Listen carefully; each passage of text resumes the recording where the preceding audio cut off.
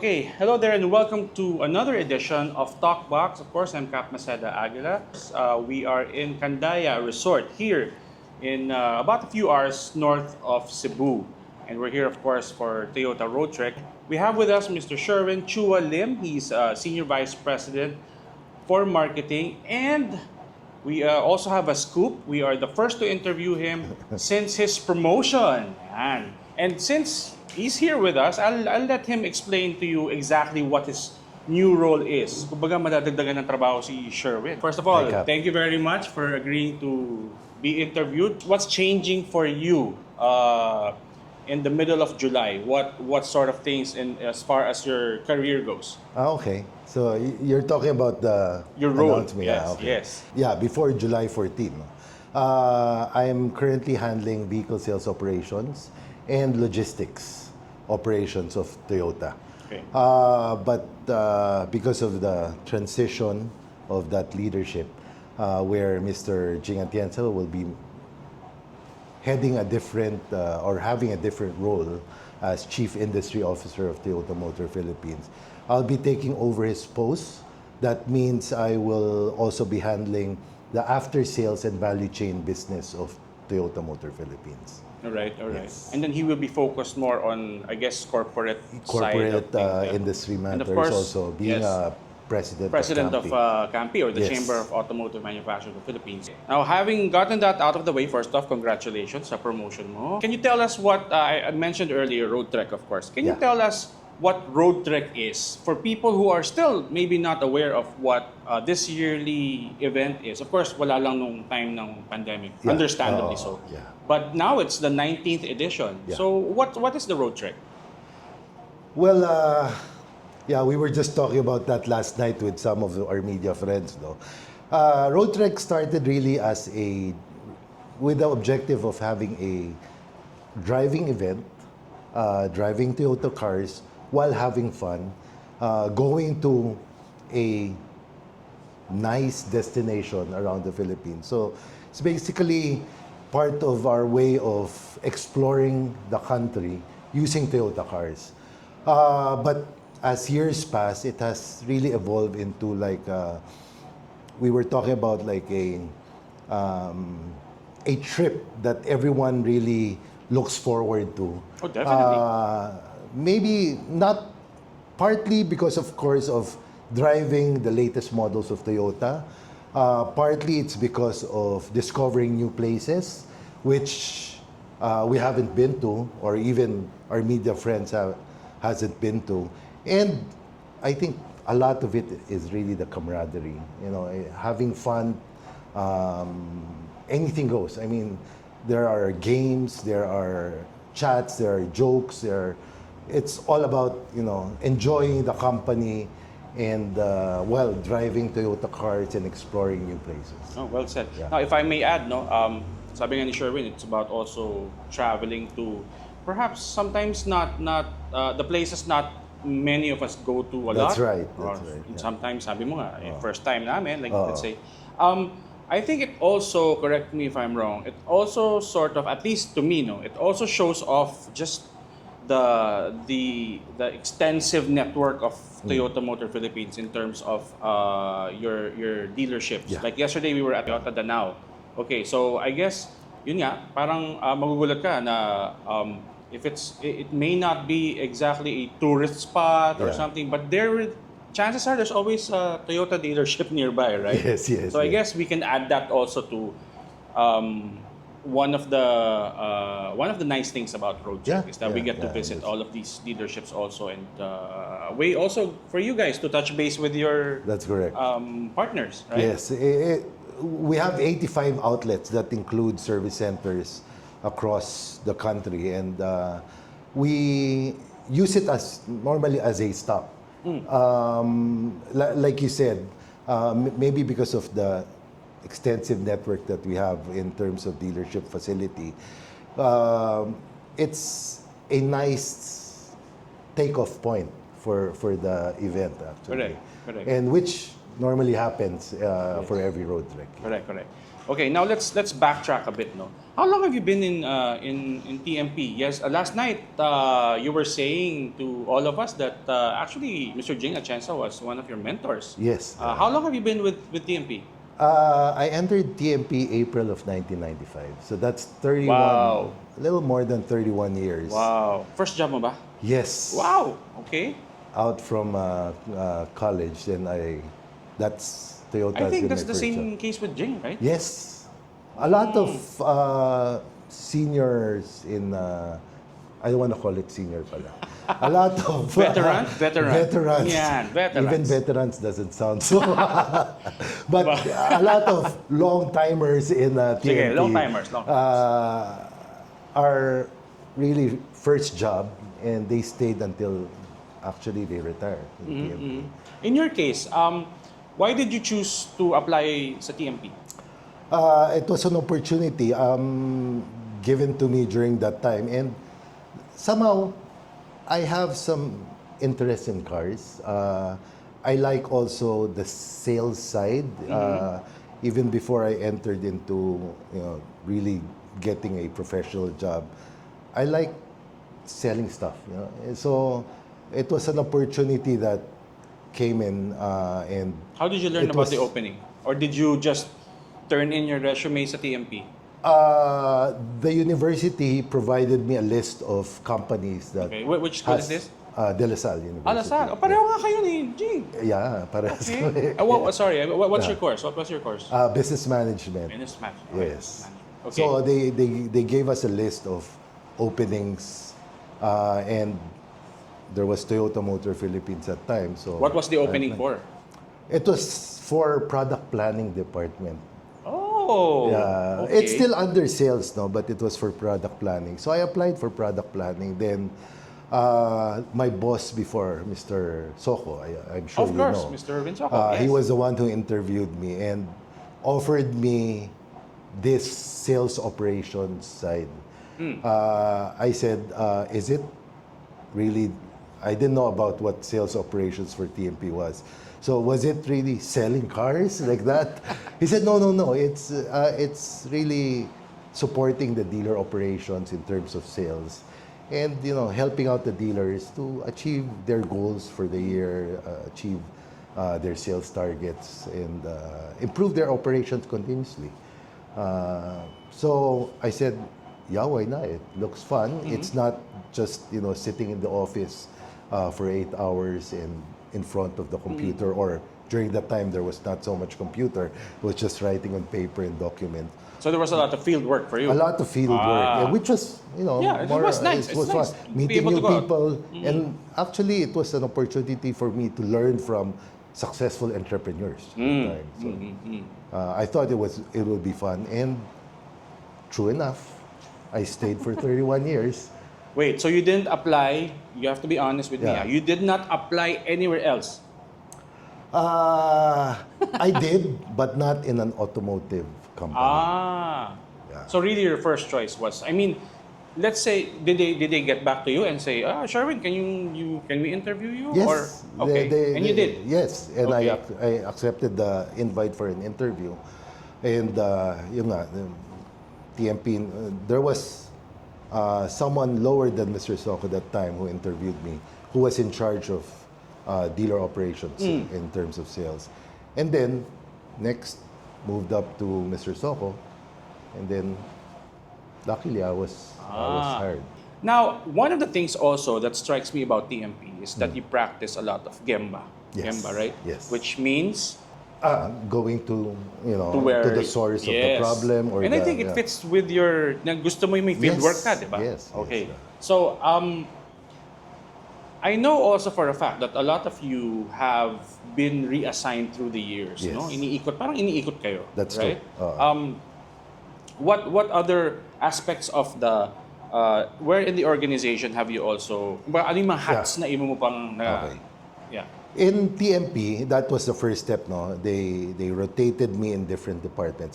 First, I was with field operations, so I handled dealers and the sales side of the dealers. Then, later on, I was moved to marketing, which handles promotion, advertising, even PR work. And then later on, after a few years, I was transferred to dealer development. That department handles the expansion of the dealer network, ensures that all our facilities, the existing ones, are well maintained and up to standards.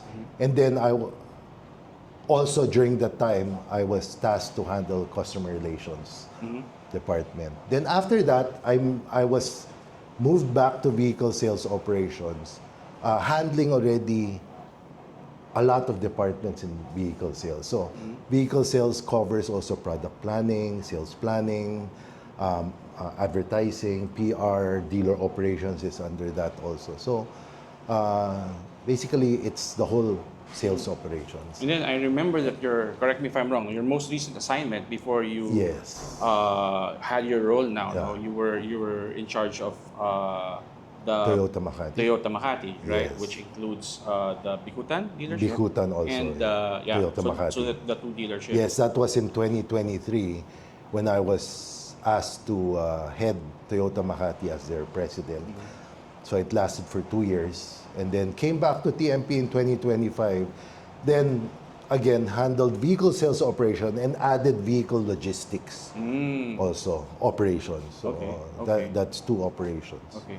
I think TMP is unique in that it challenges you guys to sort of learn a different thing. Yeah. What's your take on that? How has it benefited your career? Or Okay.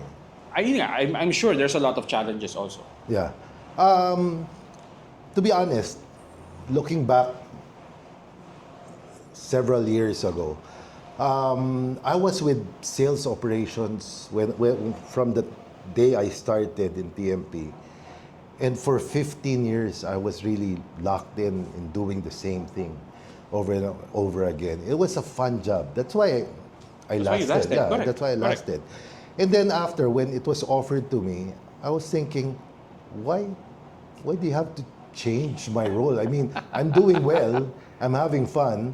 And sales operation is, you learn a lot. You don't just focus on sales. Since you're talking directly to the dealers, you also learn some of their operations, which are after sales and other stuff. And I said, why? But when they started rotating me, that's where I learned that it's not enough that you feel that when you were in that role, it was enough for you to really move up or to say that you know everything.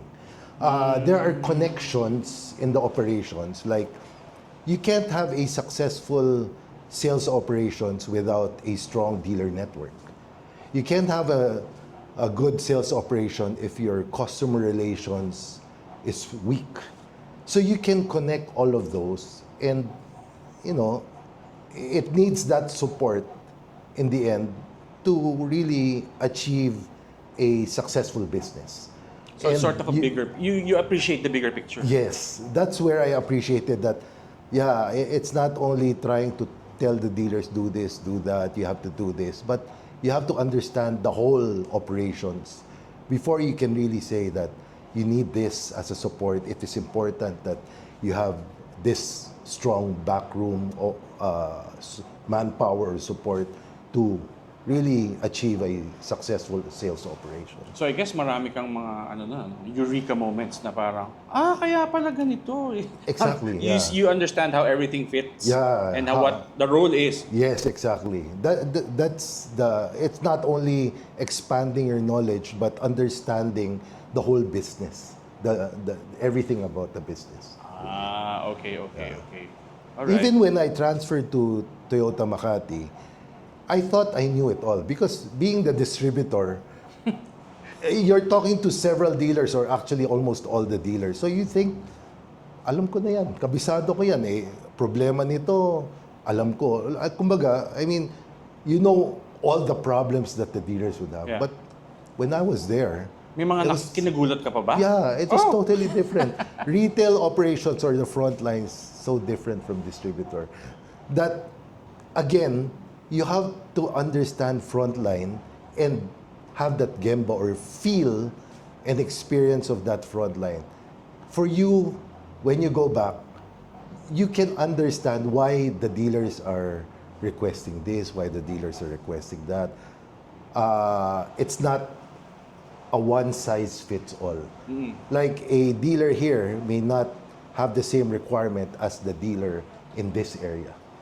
So it's really different in the front line. So you got a better understanding Yes, now yeah. from at least ngayon. Sabi mo nga, like before, akala mo, alam mo na from everything from being from the distributor side, Yes. di ba?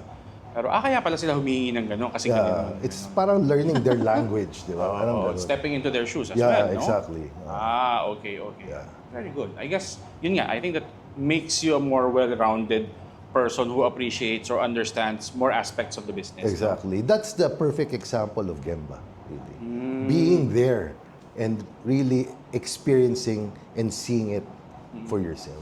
You had introduced quite a number of cars this year, which you introduced at the start of the year, actually. Yes. Nagulat nga kami doon that Toyota actually just Drop the bomb. dropped. Ito lahat this year anticipated. Can you take us to that decision? Why do it anyway? Because the old school or the tradition would be to keep the cards close to your chest. Muna natin sabihin dadating tong ganito. So what was that about? What was the reasoning or the rationale behind that?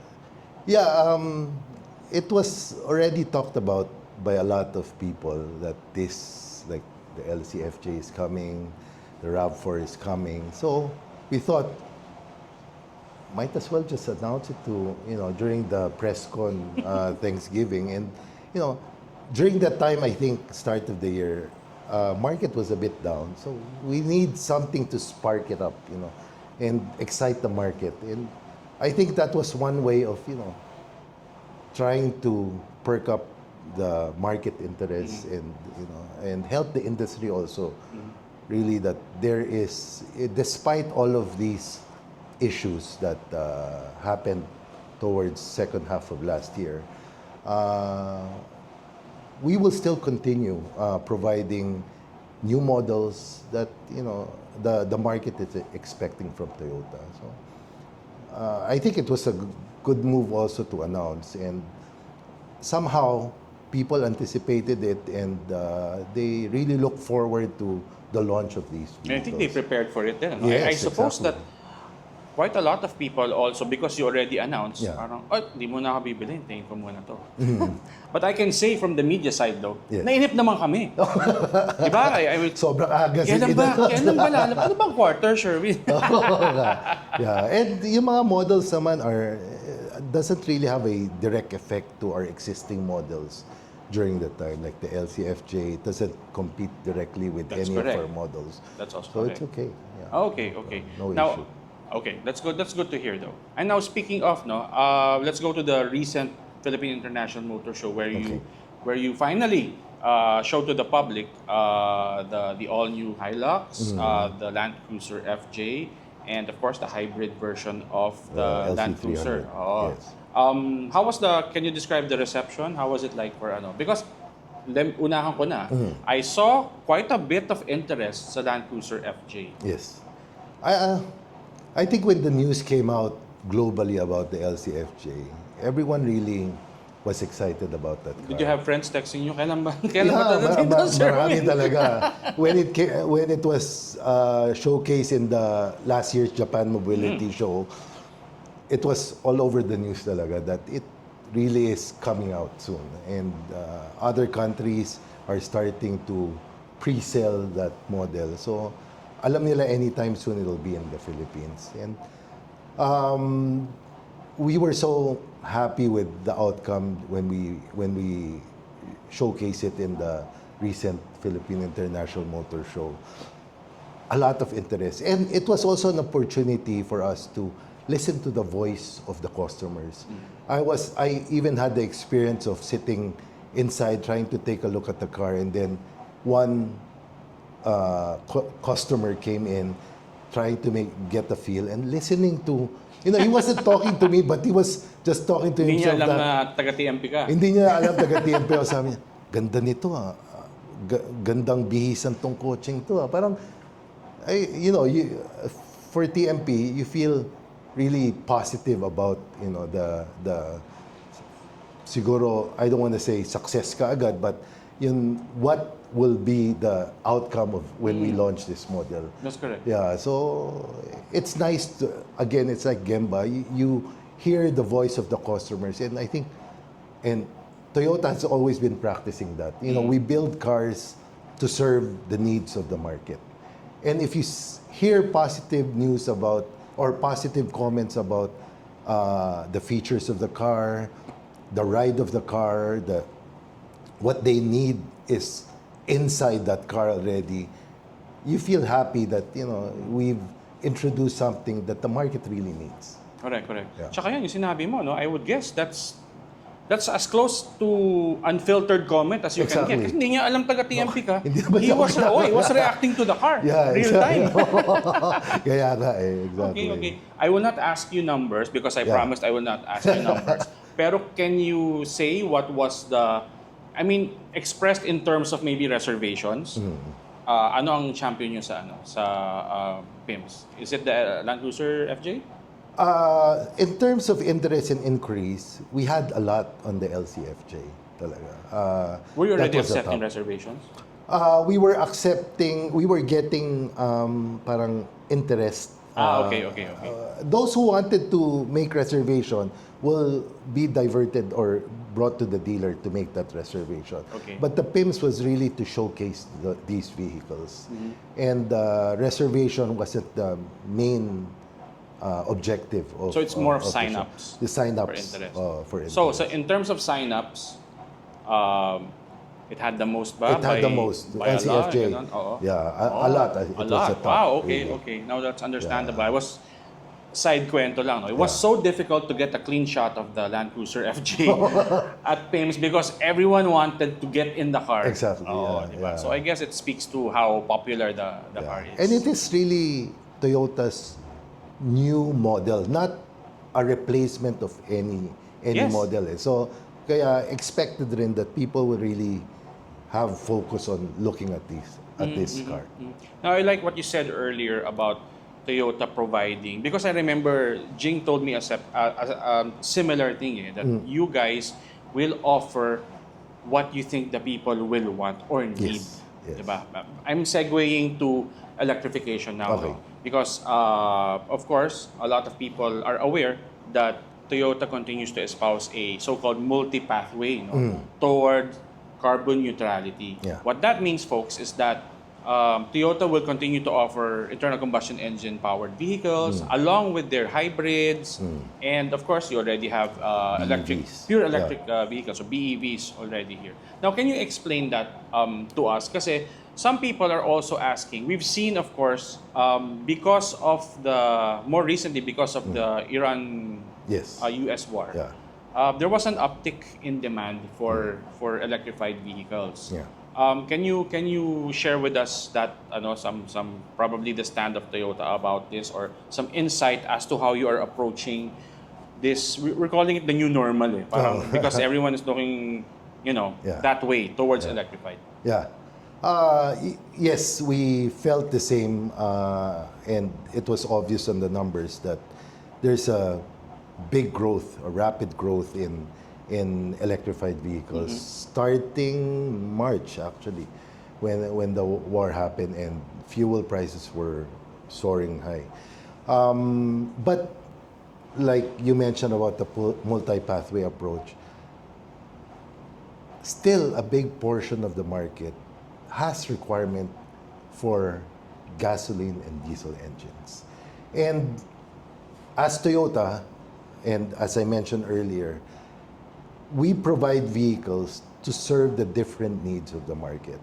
We cannot say that only one technology will solve the problem of 100% of the market. And that is where the multi-pathway approach comes in, that if we want to cater to the different needs of the market, we have to have different drivetrains or different types of vehicle to serve this market. And one of which is our electrified vehicles. There is also a need for diesel engines. there are a lot of consumers that still feels they need the power and utility use. The purpose of diesel engines for utility is still required by these kinds of market. Gasoline engines, there are a lot of fuel efficient gasoline engines at a much lower price, which makes it more affordable to these consumers also. So there's that market. And the Philippines, if I may say, there are a lot of first-time car buyers. There are buyers that,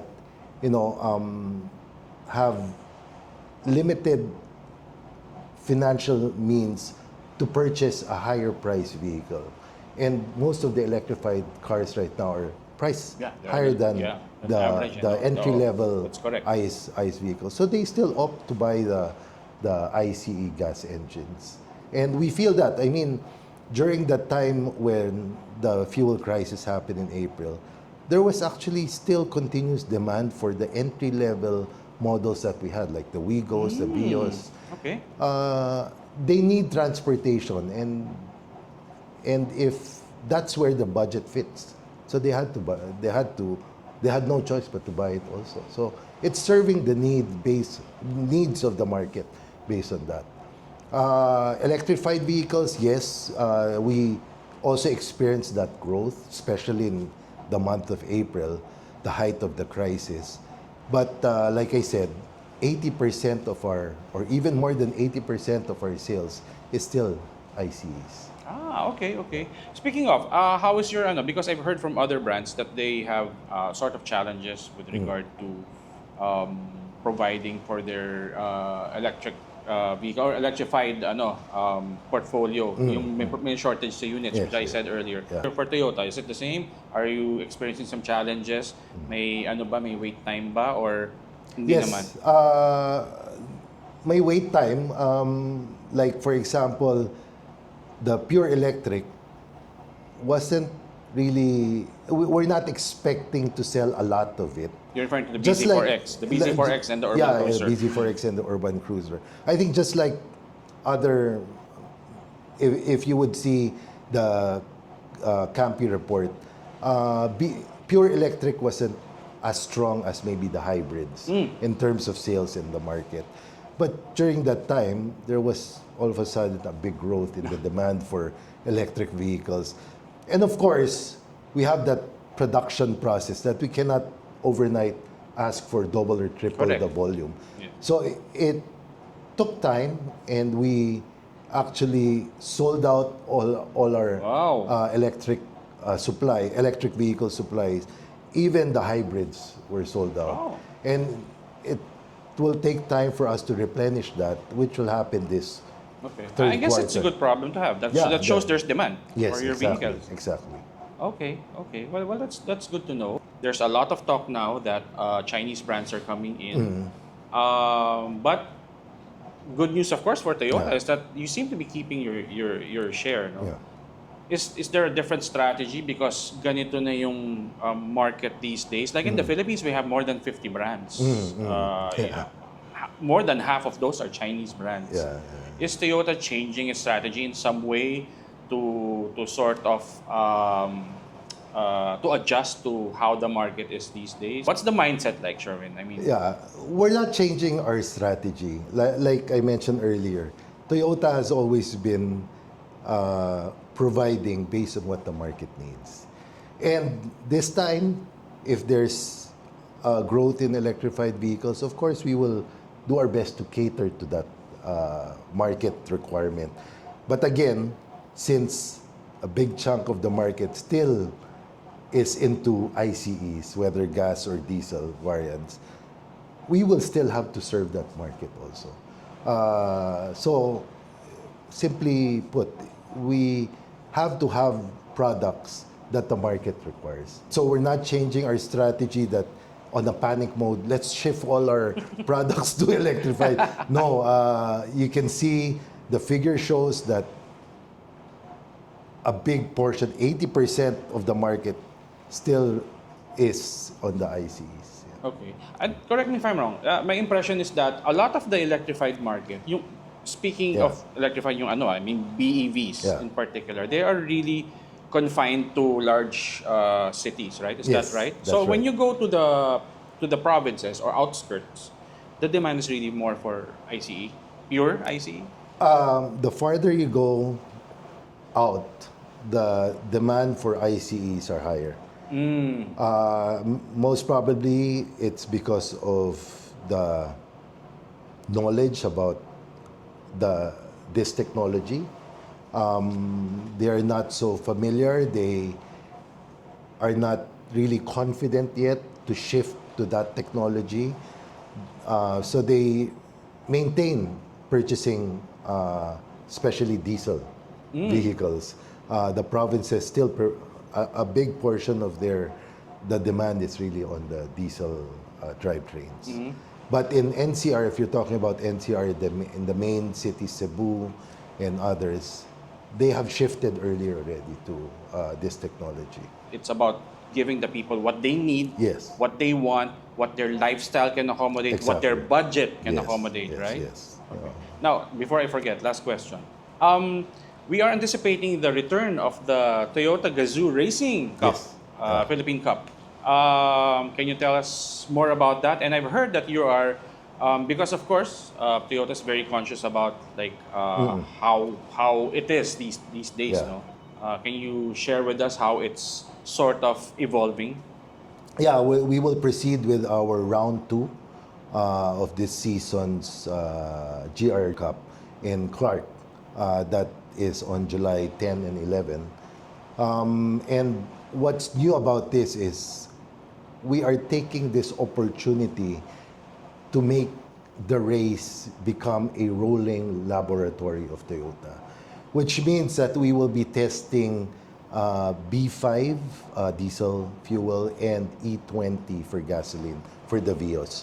It's really supporting the government in terms of, it's not requested or required from us, but we'd like to test these fuels so that we can start preparing ourselves on what could be a possible solution if in case such fuel crisis would happen again in the future. True. How would you describe? Are these fuels sustainable? And what makes them special? I mean, Yeah, it's adding more fuel mix to the gasoline, the ethanol mix from E10 to E20, and biofuels for the diesel from B3 to B5.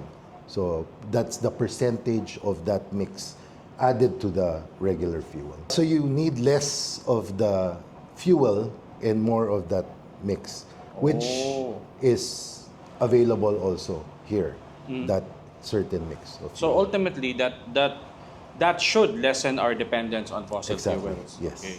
Congratulations on your Maraming salamat. promotion. We will ask you more questions as as the months and the years go along. Okay. And more power to you and congratulations. And thank you for having us again here for Road Trek 19. Yeah. For Unkapped, this has been Cap Masada Aguila with Mr. Sherwin Chua of Toyota Motor Philippines. Hindi ko na masabi yung ang dami niyang ginagawa eh. Let's just say he's the Senior Vice President of Toyota Motor Philippines. Thank you guys and see you soon. Thanks for watching our video. Thank you. Congrats, bro. Thank you.